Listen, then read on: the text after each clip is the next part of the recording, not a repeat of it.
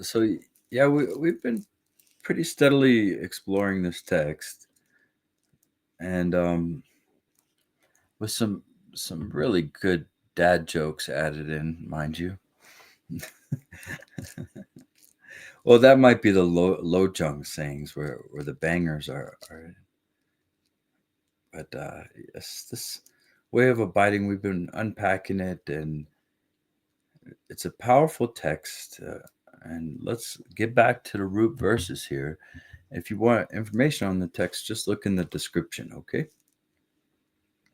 So it says, since there always has been spontaneous presence, it is shown that there's no need at this point to make it so. And here are the root verses of The Way of Abiding by Longchen. Given what is, there is no need to create anything further. So, in supreme spontaneous presence, uncontrived, as it always has been, cut through all occurrence of and involvement with the hope and fear of ordinary mind, and gain knowledge in basic space, spontaneous presence that need not be sought.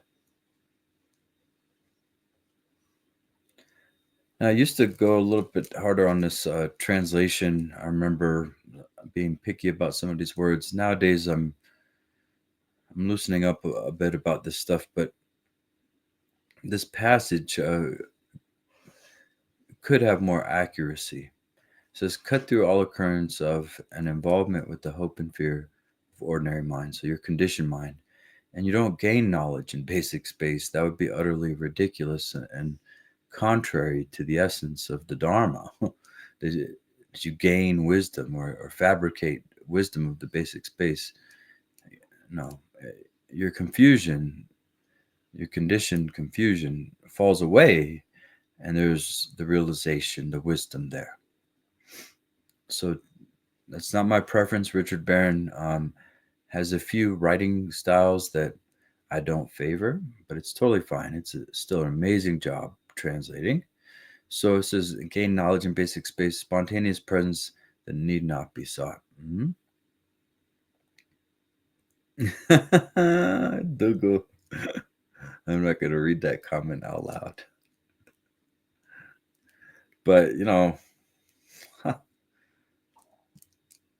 it's true. Sometimes, well, don't get me started. Let's go into the auto commentary.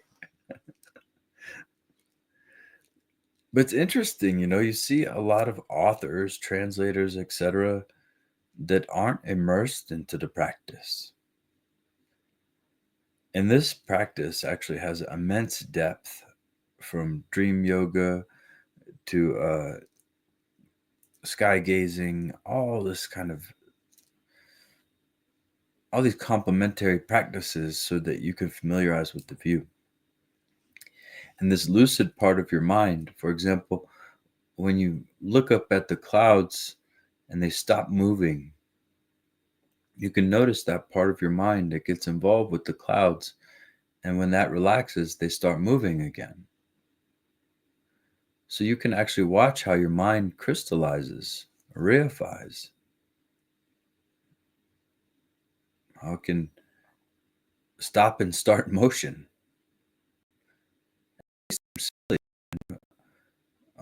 Place an object in your dream as you're falling asleep.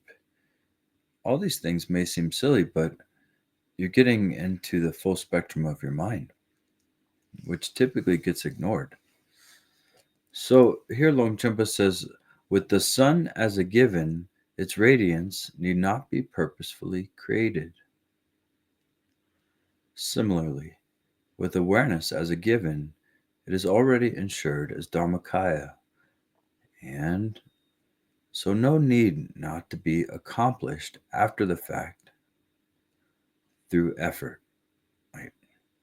And so need not be accomplished after the fact through effort. Okay. Yeah.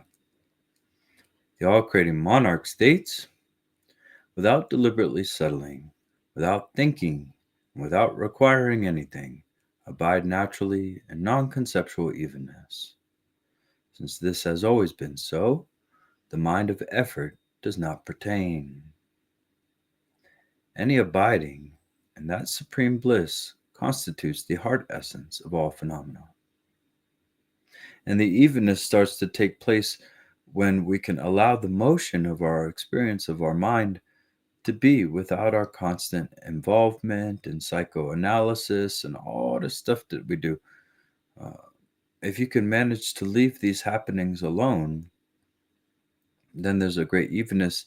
For example, if I have a thought right now that's been tormenting me, like I could think, I wish I had a dad or something, something that can hit you. And maybe before the awareness practice, that thought would send me into a depression and affect my whole day, affect my body, speech, and mind throughout the day. But with the awareness practice, I can let that thought come and go. It doesn't grab me. It doesn't take me anywhere. And you actually have the freedom to let the thought take you or not. And that's a kind of free will there. But so let's say I let the thought pass. There's an evenness, isn't there? But if I grab the thought, there's a kind of distortion, displacement. Is that making sense? Because that's a vital point right there.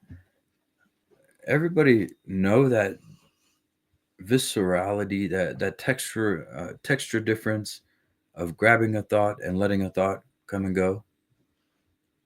If you can discern those two, because it's the same exact tonality, texture, however you want to phrase that, as appearances. So you may not know it right now, but we're all to a certain extent hooked into appearances, hooked into the dream. And so not just thoughts coming and going and being freed, but also our subscription into appearances. And there are layers of subscription. So awareness pops them out. That's what Longchen means by mind liberating itself within phenomenon and phenomenon liberating within mind. This is exactly the whole point of discernment that Trengu Rinpoche and many others like Rangjung, Yeshe Dorje, the Karmapa, all of them are talking about this.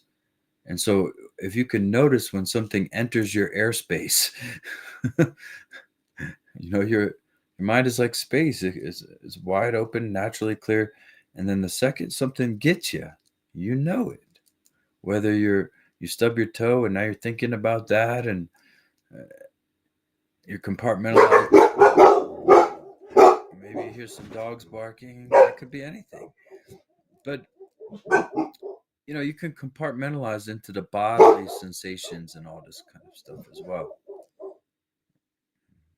Okay, so are there any questions, comments before we start to close out today?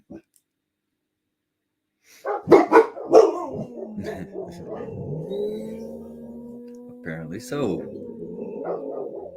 There are some questions and comments.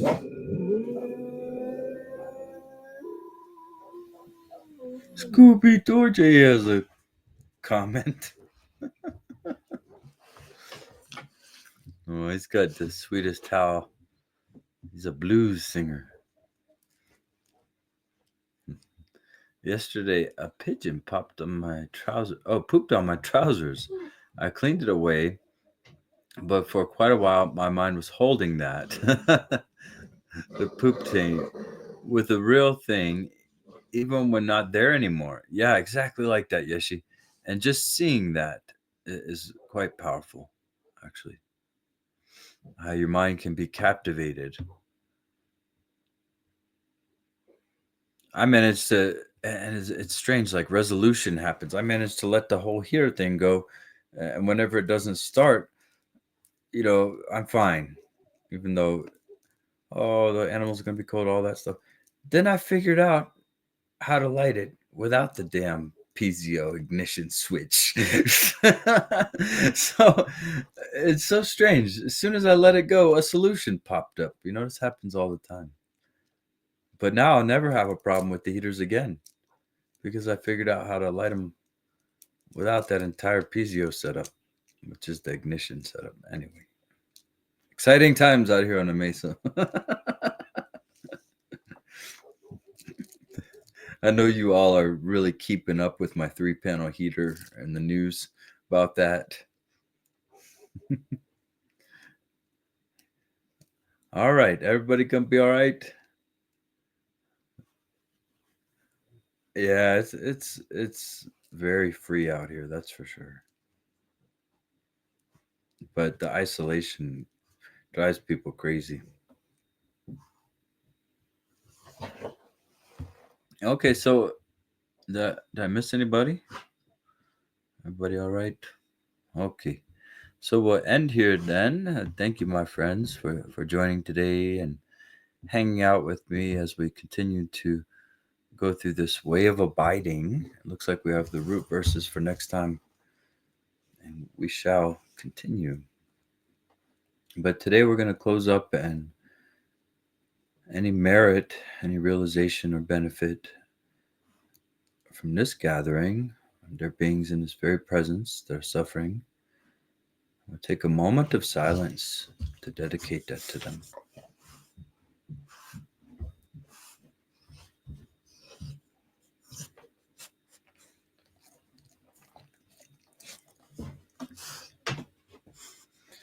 And deep bow to you, everybody. I hope you have a beautiful day, beautiful weekend.